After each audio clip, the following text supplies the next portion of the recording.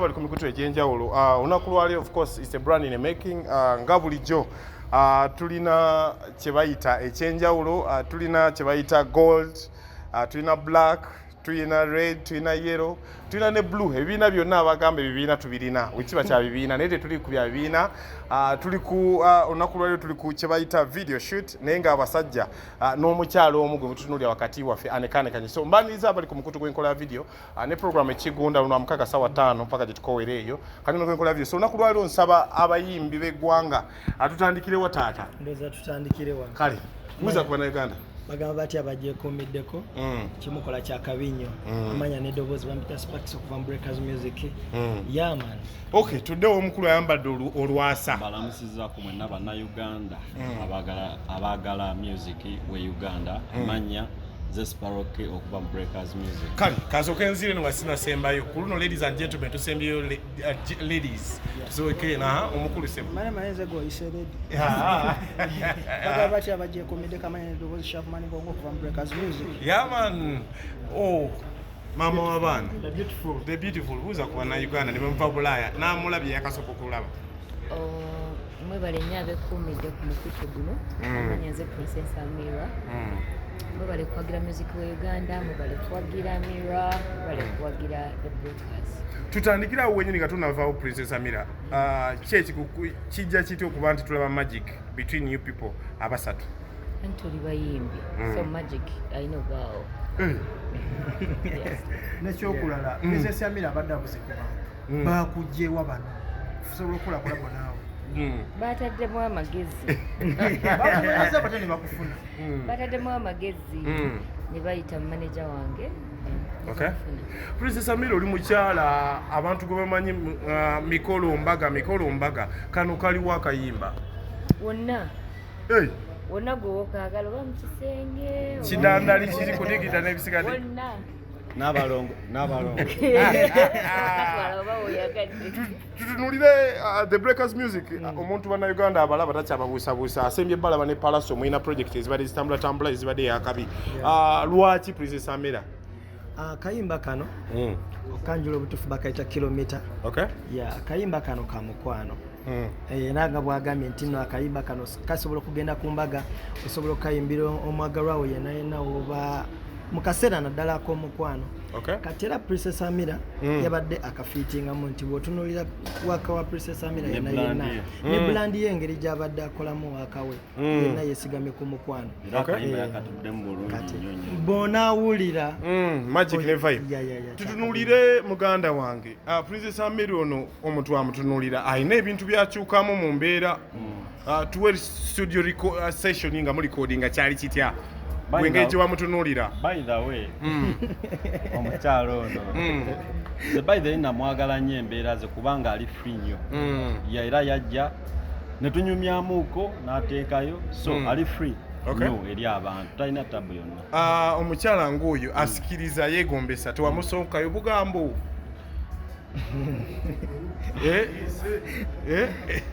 Nerupi. Gwecho omanya.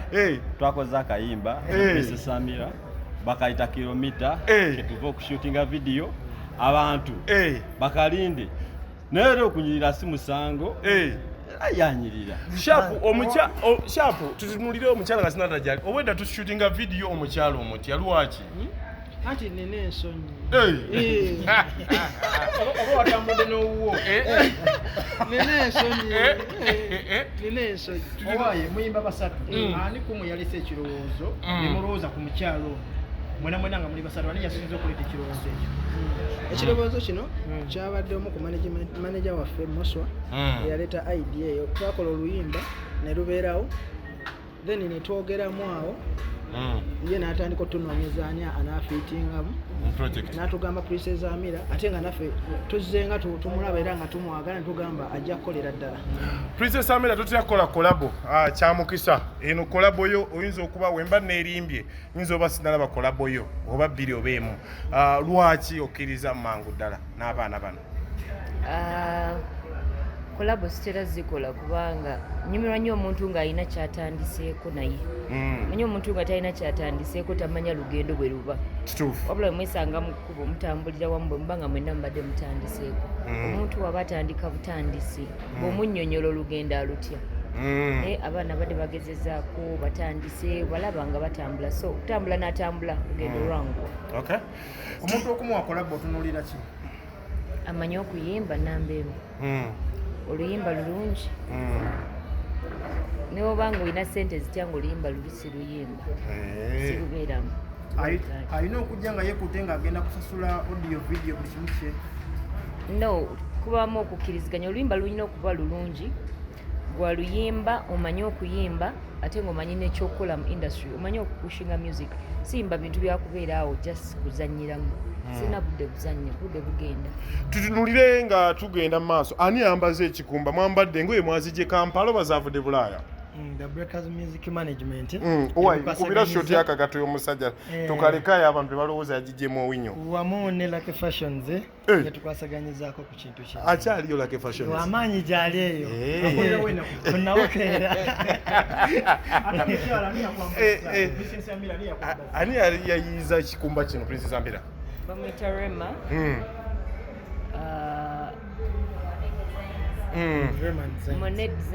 Monet Designs Yes. Sente Monet? Yes. Sente? Asinga wulira olwo olulimi oba oyogera. Okay. Fine. Ka makeup abalenzi soke kugwa ani akoze ka makeup ko?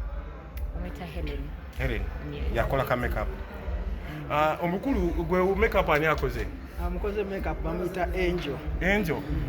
Batubulieko ku luyimba luno lutegeeza ki mu kilomita oluyimba lwa kilomita lulaga nti ne bwobanga kyonna ekinaabeerawo it's like going an extra mile. Nti agezaako okulaga ne bwe kinaaba nga kiwanvu kityaajja kigendamu olw'okuba nga ayagala omuntu oyo. Amirah mu kuyimba wano vaasi zo wayawandiise wawulidde mu luyimba luno wawandiika vaasi zo baba baali bawandika already? Netwagatta amagezi ffenna netukaming up n'ekintu ekirungi. Tutunulire ekifaananyi ali ali ku kifaananyi ani akutte ekifaananyi? Mukwasi w'ekifaananyi